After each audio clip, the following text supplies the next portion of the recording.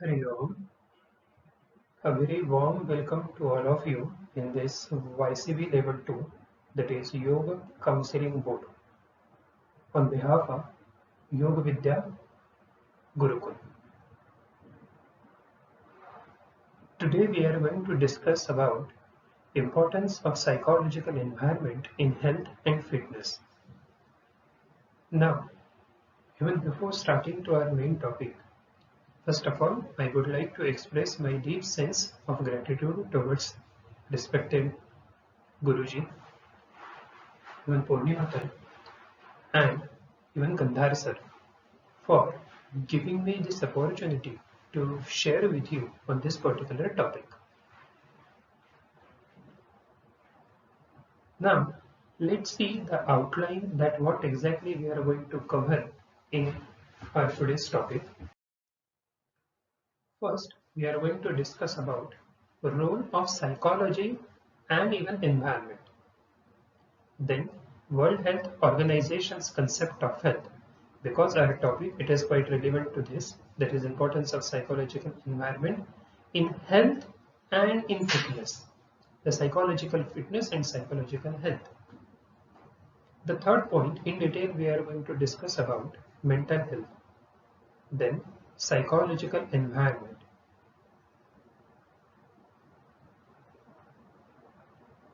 In latter part of the session, we are going to discuss about some healthy tips, some tips for healthy psychological environment. How can we develop, enhance, and maintain our moods, emotions, and thoughts? As a part of psychological health, what exactly the role has been played by prayer, irrespective of any religion or any group, but the means prayer means exactly what? So that we are going to discuss in detail. Now, to start with it, when it comes to importance of psychology and even environment, some of the other important aspects also we have to take into consider. And why it is important? Because in today's world, we are surrounded with a bunch of technology, bunch of facilities, equipments, and any other things. You just name it and you have that particular thing. Within a couple of minutes, we can just transfer our money from one account to another. Within a couple of minutes, we can change the temperature of our room with the help of AC, heater, and many other technology. It is there. But still, even today's so-called technologically developed world, we as a human being are not able to identify, locate, and demonstrate that where our mind is located. It is still, in a way, a mystery. Though we feel, we experience, but we can't identify. But still, there is another way to study our mind in detail. How? Psychology says that if we are able to understand the factors of our mind, then we can study and we can nurture, we can train our mind. Then what are the main core factors of our mind? Let's see.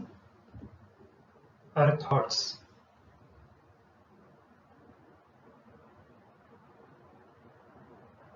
Every day we keep on thinking like anything. Constantly this thinking, it is going on inside the mind. And then even we have the types of thinking: positive thinking, negative thinking, creative thinking, critical thinking, rational thinking, irrational thinking, and many more. So our mind, it is reflected through our thoughts. And in return also, in reverse way also, it works that our thoughts works on our mind. Another side of the coin is emotions, feelings, or moods. Every day, some or the other way, we experience and we express more than 30 to 40 emotions, but we are not aware about it. In the sense, we are not that much literate to label or to understand that which exact emotion we are experiencing or even expressing. So we have another separate field called as emotional intelligence. Our mind has significant impact on our moods, on our emotions. The third factor is desires, our wills, wishes. Our mind, it is reflected through our desires. So what exactly we desire, how we desire, is it healthy, unhealthy, appropriate, inappropriate, or many other things. Even memories. Sometimes we are able to recall what we want to recall. And sometimes, means if we take an example of students, at the time of exam, the thing which they want to recall, they are unable to recall at the time of exam. It may be because of stress, tension, or many other things. And sometimes it may also happen that the things which we don't want to recall, still unknowingly, we are forceful to recall those things. So memory and forgetting also goes hand in hand. The interest, attention, our involvement, everything it is related with all these things. And another factor is our behavior, our actions. It says that action speaks louder than words. The way we act, the intensity, and even many more things that speaks a lot. So all these are main core factors of our mind. Now, if we are able to understand at least a little bit about that, of what exactly our mind is or how it reflects, then another side of the topic, that is importance of psychological environment. Then what are the factors of environment? Let's see one by one. Environment, when it comes to about environment, it is a general apprehension meaning is like surroundings, the constructions, buildings, roads, and overall development structure, everything it includes surrounding. So this surroundings also shapes our environment. The structure, is it a rural, civil, developed, underdeveloped, undeveloped also? The structure matters a lot. If we have a very supported structure in our surroundings, then of course we feel more energetic and motivated to do something. If it is not, then of course it works in reverse way. But structure, it is also part of environment. The society, in which particular society we live, we work, we interact, that shapes and that affects environment of our mind as well. So it says that be surrounded with like-minded people. Have a group with those particular people who are who are supporting to you to achieve your goal, to achieve your task, or any other things. So society, it plays a vital role in our psychological environment. Even nature, environment. Now the basic example or experience also, as we can say, when we perform or practice yoga in natural settings, like for example in when we practice yoga in our ashram, it gives a different vibrations. And when we practice all these things at home only, it is different. I'm not saying good or bad, but it matters in a different way. Another thing is pollution. However, pollution it is related with environment. So this particular pollution it is not only restricted to environmental pollution also, but even the word pollution. Our mind also get polluted because of some other reasons, other factors. The way we talk, the way we interact, all these things matters a lot. So in this way, importance of health and with reference to psychology and environment, all these factors are quite important.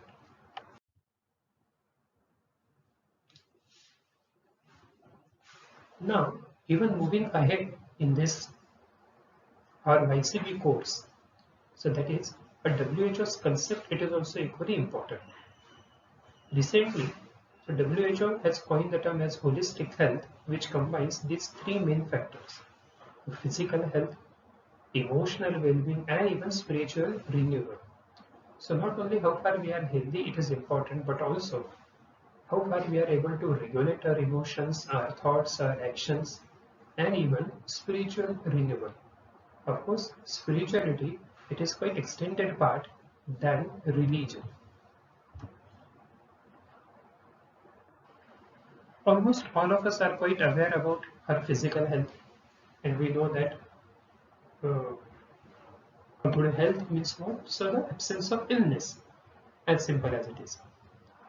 The factors of our physical health or even illness, it is like our BP, stamina, sweating, even digestive factor, system, overall effectivity and productivity, all these factors.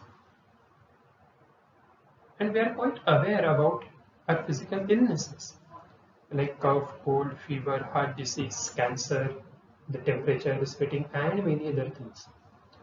We all are quite aware and we all are quite feel easy to share if we are having some kind of disturbance in our body. It is easy for us.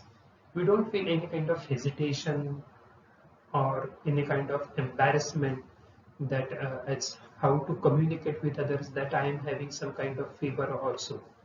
It is good, of course, that we have this kind of awareness and freeness to share all these things, and we are quite aware, literate, that where all these things get to be done or cured, means the medical facilities, the clinics, hospitals, and all other things. But when it comes to the word importance of psychological health, do we really aware and educate about our psychological health? Most of the time, the answer is not, because we tend to ignore our psychological fluctuations or mood fluctuations. The factors which we have already discussed about psychology and its other factors, that thoughts, emotions, actions, dreams, desires, and many other things. So even if we are our relatives or friends also, if they are having some kind of mood swings or sleeping disturbance or many other issues, either we tend to ignore or we tend to take it in a more casual way.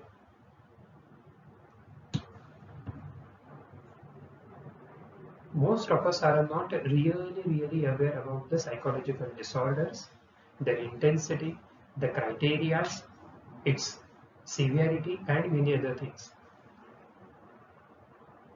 So there are more than 350 plus psychological disorders, ranging from stress to autism and even more some severe disorders.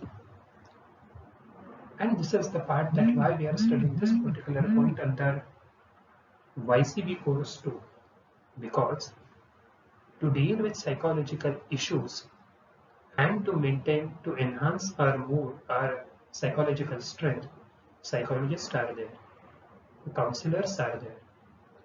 Yoga also work as a therapy for these issues and many other things. And that's why the topic is there. So far we have discussed the background and introductory part of of this particular topic, that why it is important to study psychology with reference to health, fitness, and even environment, psychological environment. In brief, so we'll just now quickly discuss about yoga. Of course, our today's main topic, it is not on yoga, but because it is included in yoga counseling board, so we'll just touch the main outline of it. But yoga means what? It is the integration at all levels of one's existence, which we have discussed with reference to psychology. Integration of thoughts, emotions, actions, dreams, desires, feelings, and many other things. Who am I? And what am I supposed to do? Am I really aware about my thoughts, emotions, and actions? Am I really able to think that yes, my thoughts, my emotions, and actions, all the three factors goes hand in hand. If there is a synchronization between these three things, then it leads to healthy environment. But if there is some kind of discrepancy, in the sense I know the right but I follow the wrong, means thinking it is totally different and action it is totally opposite to it, then we can't say that yes, it is what is you. Rather, it is opposite to you. In Ayurveda also, it has been said that the fresh mind is what is everything, means it is the crux of it.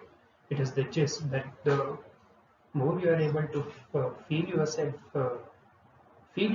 as fresh, energetic, enthusiastic, automatically everything it reflected through your actions and overall productivity. So yoga, it is a state and as well as a process. It is not restricted to only physical postures, but it is a lifestyle at large. In Bhagavad Gita also, the way they have defined yoga, as all of us are quite aware of it. The discipline which removes miseries and endows one with parasensual state of pure bliss, as they call it, prasad, a kind of gift, is known as yoga. Now let's see the relation with psychological environment, and that too with some more scientific approach and reference. Recently, American Mental Health Association, they have discussed some 9 features or 9 particular characteristics of a person whose psychological health it is quite good. The characteristics of a person whose mind, whose energy, whose overall nature, it is more appropriate and more healthy. The first one is emotional stability. It has been also said that emotions are natural like a passing weather. Sometimes we may feel very happy, sometimes we may feel very sad, but at the end, we should be able to practice at least how far we can stabilize ourselves. Because emotions are volatile, they have their own intensity in any particular situation. But it is we who should have that kind of control of regulation. So the person who is having emotional stability, second one, the maturity of character, overall his nature, his actions, his thoughts, his intentions, it should be quite healthy. If the psychological environment is healthy, then of course the character, it will be also more healthy and more supported to others, helping to others. The third important factor or feature is ability to recover from paralyzing stresses of life in good time. So nowadays stress, it is a part and parcel of our life. We don't have even option for stress, but psychology is against the escapism. But rather, psychology, like any other philosophy, it supports us, it pushes to face the stress and to come out of it. So ability to recover, ability to face the stress of life in good time. The fourth important aspect is ability to judge a reality accurately. Instead of constantly keep on thinking about past and or future, rather ability to see the things as they are. The mindfulness helps us a lot regarding this particular character.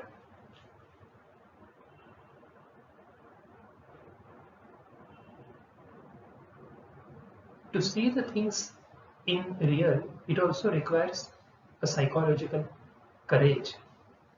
In simple term, it is called as acceptance.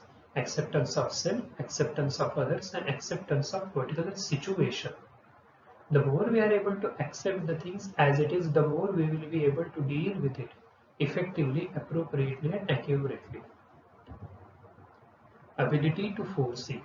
Foresee in the sense, one should have the ability to think about the consequences. Now here, thinking about the consequences, it is quite different from anxiety.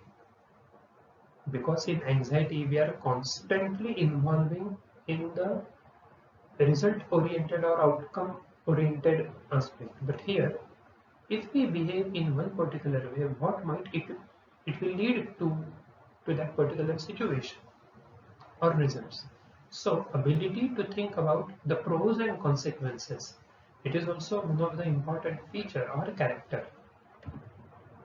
Sixth one is about ability to love and sustain affectionate relationship with people around with whom we are living.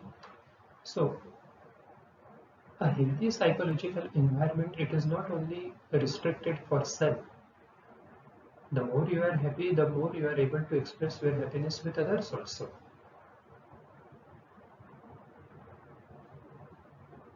Happiness and any other positive emotion, it broaden and build your actions, your thoughts, your relationships, and many other things. If we are happy and if we are able to make others also happy, then it is a good sign of healthy psychological environment. On the contrary, if we are able to focus only on ourselves, then in simple language, it is called as being selfish. So of course, American Mental Health Association, they have emphasized on the relationship with others. It is also important sign of healthy psychological environment. Seventh one is ability to work cheerfully. Because if you are happy, then it should be reflected through your productivity. The way you work, the fineness, the smartness, promptness of work, everything it reflects or it is the result of your happy state. Second last is psychology also supports that yes, everybody has their own right to fulfill needs, but at the same time, it doesn't mean to cheat others uh, and to fulfill your needs, but rather ability to gratify hunger, thirst, sex, and related urges or needs in such a way as not to hurt others or not to hurt yourself also. So regulate your needs rather than control, regulate your needs in such a way so that it will be useful, it will be helpful to you and others also. And last one is rational thinking. Having an effective conscience or rational thinking, it is also important factor and important signage for healthy environment.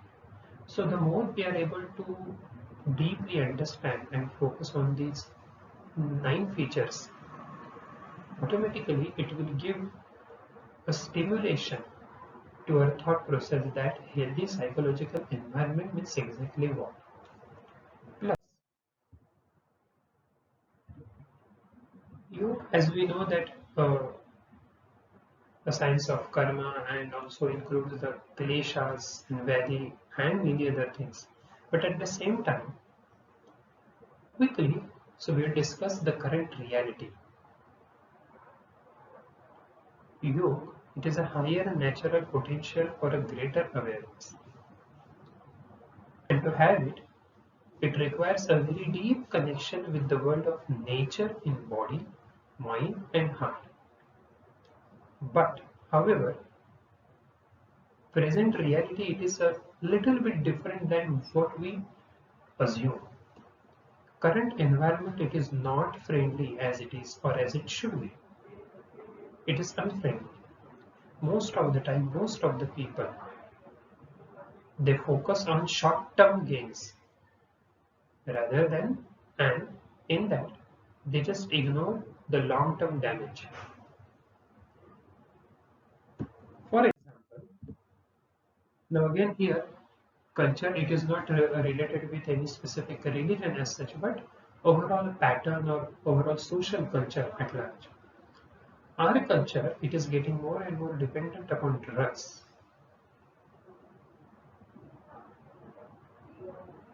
Some studies so they have said that 25% of children are taking regular medications, and if we extend this part then almost 90% of them they are elder. The blood chemistry if we focus it is not supported to natural, and in yoga as it called as prana or energy, our food it is largely processed and contains little natural prana or energy because we have been in surrounding with junk foods and some processed food. Now we all know the eightfold paths, or is it called as Ashtanga Yoga. So just take once representative for it that how it is related or not related with psychological health or psychological environment. One of the eightfold path is pratyahar, means pratyahar, against it. So that means ability to gather our energies and to look within. But however, in day-to-day life, we spend maximum time with the media, electronic media, print media, internet media, and many more. And we spend less time with nature.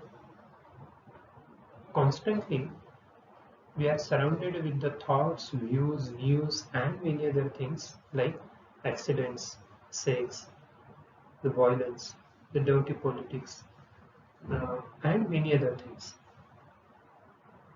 At that time, we may feel cheerful, pushed, or so, but after that trance gets over, then we feel empty, unstable. Natural things we are missing in our day-to-day life. So this particular last question we should or we can ask to ourselves that do we really apply the pratyahar or do we really follow the term pratyahar, or is it so that we are applying only for that particular one or yogic practice for asanas itself? Then what to do? Instead of restricting yoga to only and only asanas, can we stretch the term into our yogic lifestyle as such? Can we practice yogic values which have been mentioned, expressed in eightfold paths, for example, yama, niyam, asanas, and all?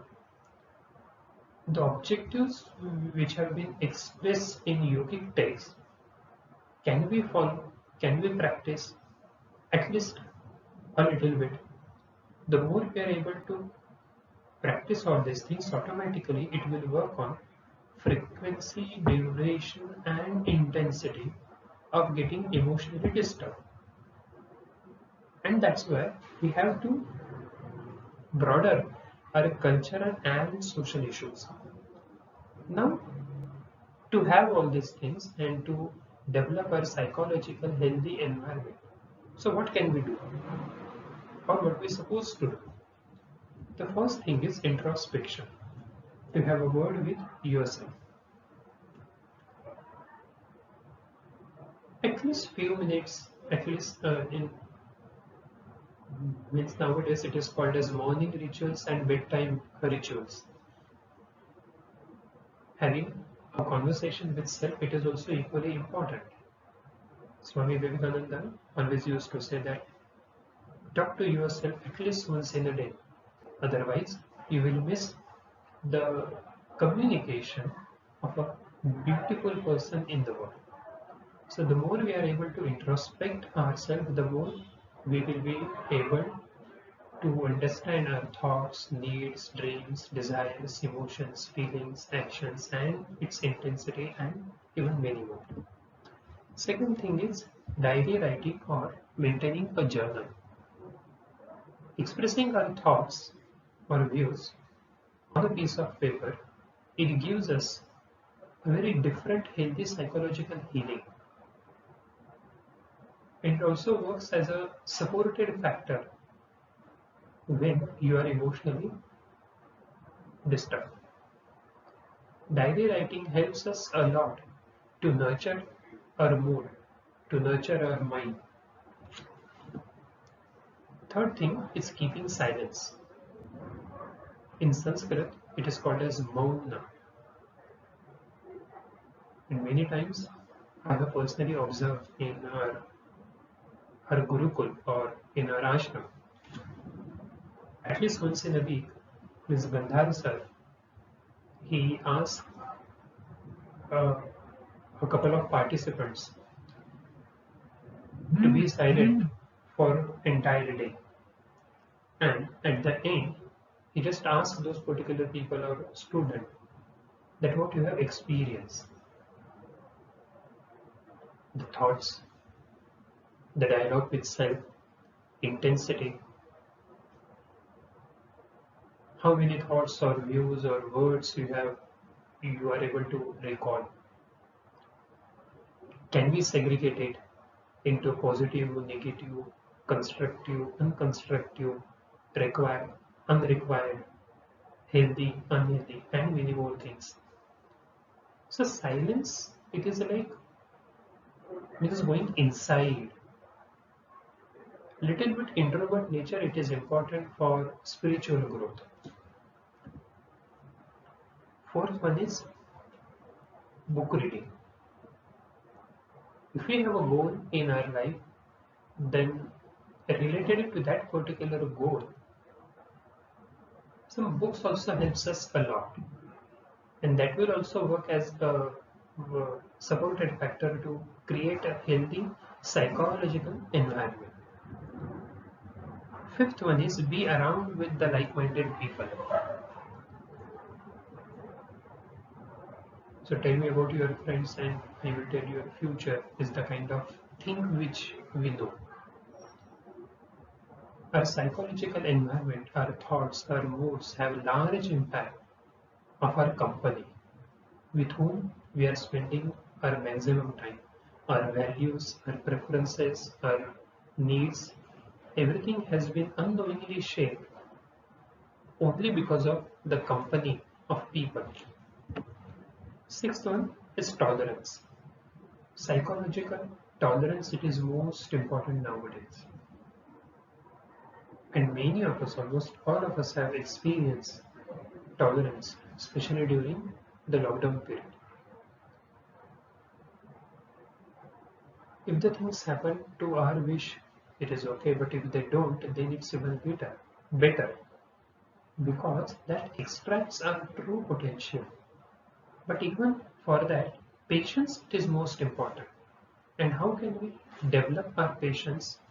Only and only by increasing our tolerance level, especially adversities.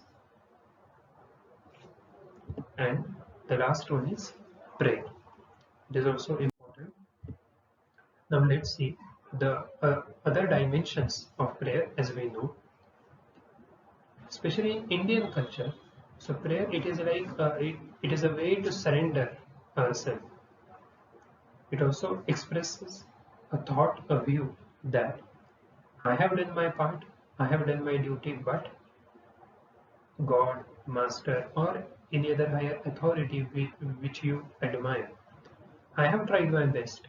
Now it's up to you. This kind of expressing faith is what is prayer. And when it comes to psychological correlates with prayer and even with yoga, in Ashtanga Yoga, another concept is Ishwara Pranidhana. Ishwara means God. Considering the existence of that particular God, it is like ability to consider factors within control and factors out of control. I have done my part in the sense factors within control, and out of control in the sense now it is up to you. But first, even the Karma Yoga also speaks the or addresses the same thing. The more we are able to focus on the factors within control, the more it will give us healthy psychological environment. Now, even there are some other references that what exactly mean by prayer. The Teresa of Avila, the way she has defined that, it is intimate friendship, a frequent conversation or a dialogue which has been held alone with our beloved God is what is prayer. So of course, now we can easily correlate that why prayer has been suggested or highlighted in healthy psychological environment. Encyclopedia of Britannica, they have defined the prayer as spiritual outburst, expression, in a desire to enter into a contract with this sacred or holy. And even, of course, the most important factor is meaningful chanting is important way of expressing our prayer, our views also. The types of prayer are there: the confession, intercession, the praise, adoration also. And in terms of healthy psychological environment, advantages or the benefits of prayer which we get, that is the purification of mind. It is a healing process. Prayer, it gives us some kind of healing aspect.